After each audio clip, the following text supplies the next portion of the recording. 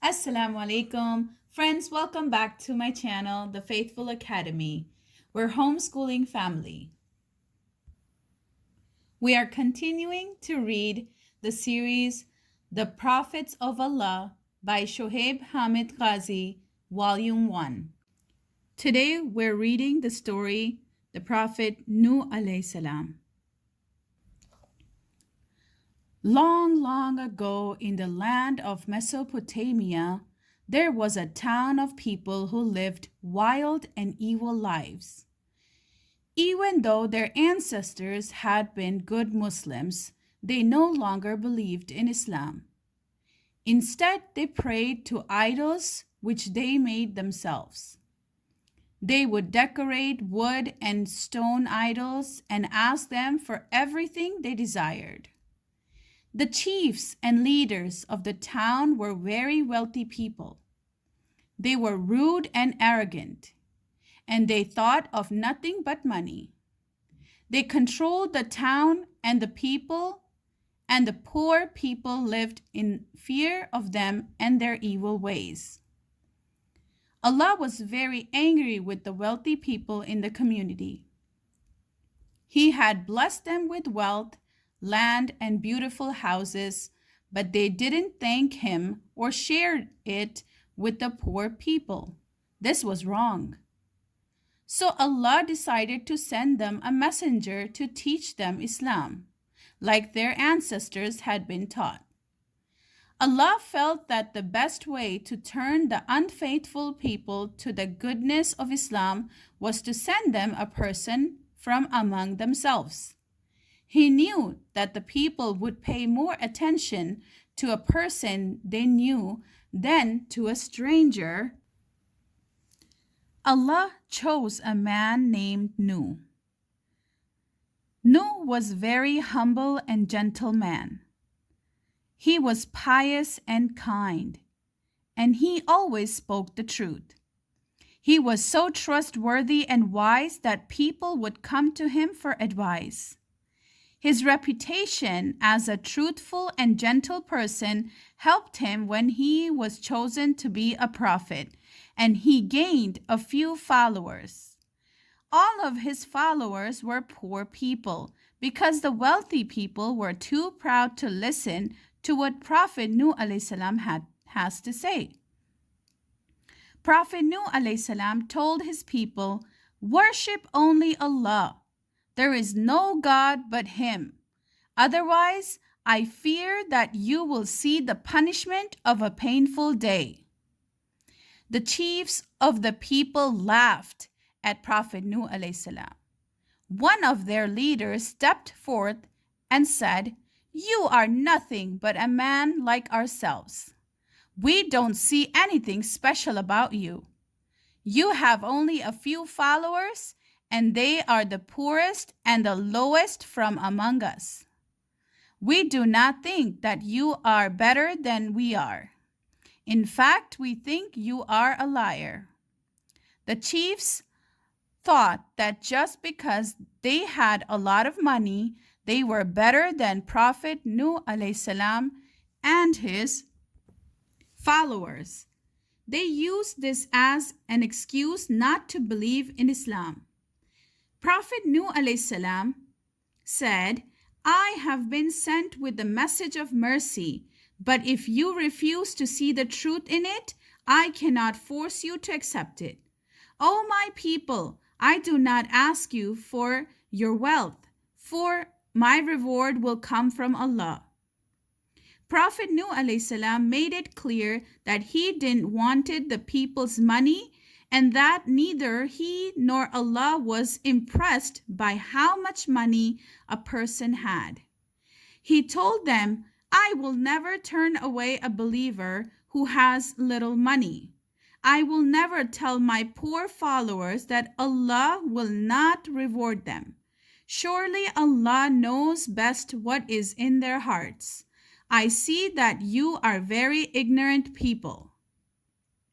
The leaders of the town became upset and angry because Nuh alayhi salam had made a very good point. One of them finally said, "Oh Nuh, You have argued with us so many times, and we still don't care what you say. We don't believe you. If what you say is true, then bring upon us the punishment you warn us about. Prophet Nuh alayhi salam calmly replied, only Allah will bring the punishment upon you, and when He does, there will be no escape. None of my advice will help you if Allah wills that you remain ignorant. Allah is your Lord, and to whom you shall return. After some time, Allah revealed to Prophet Nuh alayhi salam that no more people would join him. Allah told him not to worry about those who didn't believe. Instead, he should make plans to build of all things an ark. Nuh alayhi salam and his followers knew Allah was wise and powerful. They knew that Allah only commanded what was good for them, even if they didn't understand. And so Prophet Nuh alayhi salam and his followers quickly began working to build the ark. Building an ark was a big job. An ark was not just an ordinary boat, it was a huge boat. It had to be strong enough to carry everything Allah wanted to put in it. Prophet Nuh alayhi salam and his people worked hard. They used long wooden planks and nailed them together.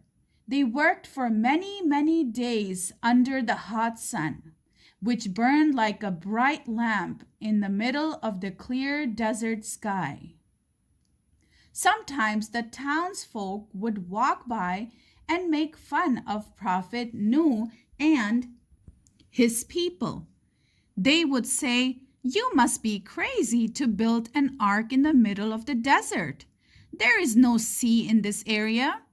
Do you plan to sail on the sand? Maybe you will pull the ark across the desert." The people would point and laugh at Prophet Nuh alayhi salam and his followers. Sometimes they threatened to hurt him. Even Prophet Nuh alayhi salam's wife did not agree with him. Prophet Nuh alayhi salam was patient. He would reply, "Though you are laughing at us, we are laughing at you in the same manner. You will soon know who will face the punishment of Allah." He would then return to building the ark, and he didn't let the people's insults stop him. As they were working, Allah was watching them.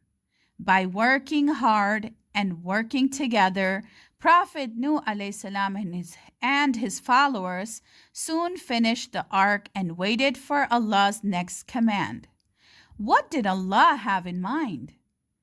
Allah ordered Prophet Nuh alayhi salam to gather a male and female of each type of animals and put them in the boat.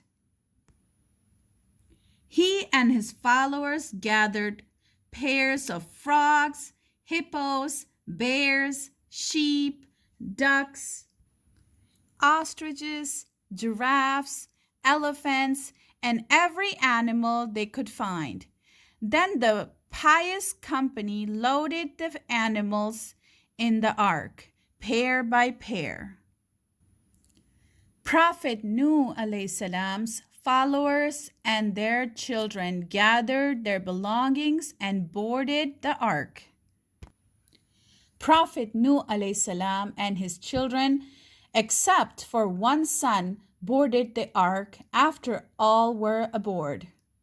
The sky darkened to black as storm clouds rolled in from all over. The clouds seemed to swallow up the lights, and thunder began to boom like canyons. Lightning struck across the sky like crooked snakes. But when they disappeared, the town was once again under a blanket of darkness. People came out of their homes and began wondering why it was going to rain after such a long drought. They would soon find out. Then Allah unleashed the storm clouds. Rain came down furiously from the sky. There was so much rain that the ground couldn't absorb it. But it kept pouring, becoming deeper and deeper. Then water started to gush out from the ground. The people were terrified. There was water coming from everywhere. Where could they go? As the water level rose, a wind developed and powerful waves crashed all around, crushing the houses and trees like toothpicks. Some people ran to the mountains and hills, trying to climb higher than the waves. One of Prophet Nuh alayhi salam's sons was among these people. Prophet Nuh alayhi salam called for him, "O son, come with us and be safe. Do not die with the non-believers." But his son yelled, "I am going to the top of the mountain. I will be safe from the water over there." Prophet Nuh alayhi salam sadly replied, "Today there is nobody who is safe except for those on whom Allah has mercy." Moments later, a giant wave crashed between the two of them, sweeping Prophet Nuh alayhi salam's son away forever. For days the mighty ark sailed on the swelling waves, which were higher than mountains. The ark was tossed up and down and right and left as it moved across the tumultuous water. Though everyone else had drowned, Allah kept Prophet Nuh alayhi salam and his people safe. Then Allah gave his commandment, "O earth, swallow up your water. O sky, be clear of clouds." Allah stopped the rain and brought the sun out. The ground swallowed up the water as if there had never been a flood, and the ark came to rest on Mount Judy. Prophet Nuh alayhi salam and his brave followers were now safe from the danger of the non-believers. Prophet Nuh alayhi salam cried to Allah, "O Allah, my son is of my family, and now he is dead. Why did you refuse to save him? You are the most judge of judges." Allah replied, "O Nuh, he is not a part of your household. He was a person of evil conduct. He refused to see the truth. Do not question my decisions on subjects about which you do not know." It didn't make a difference that he was related to Prophet Nuh alayhi salam. Prophet Nuh alayhi salam realized what Allah was saying and apologized. "My Lord, I seek refuge in you. I am sorry for asking you about a decision you made. You know better than anyone. If you don't forgive me, I shall be amongst the lost people." Allah forgave Prophet Nuh alayhi salam and told him to lead his followers and the animals off the ark. Down came Prophet Nuh alayhi salam, and down came the followers. Then came the animals in pairs. The animals spread out across the land. Some went to the jungle, some went to the forest, some went to the desert, and some went to the mountains. The fish went to the oceans, the sea, and the lakes, while the birds flapped their wings and flew to different parts of the earth. Prophet Nuh alayhi salam and his people came down from the mountain in peace. They prayed together without fear of being beaten or ridiculed. They thanked Allah for saving them and wept with tears of joy. They knew that now they could start a new life without being bothered by other people. They were free to pray to Allah and live as He wanted them to live. Through time, Prophet Nuh alayhi salam's followers grew in number. They spread out far and wide across the face of the earth. Many went across land and many went across water. They built new homes and towns wherever they went. They put masjid and schools in these towns to teach the young. For many decades they lived happily, and Allah sent among them prophets to keep His message alive.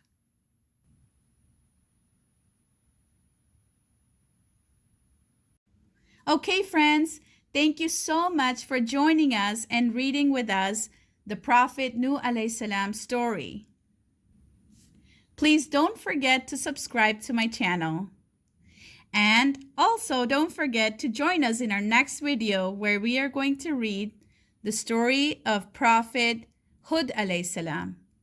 Assalamualaikum.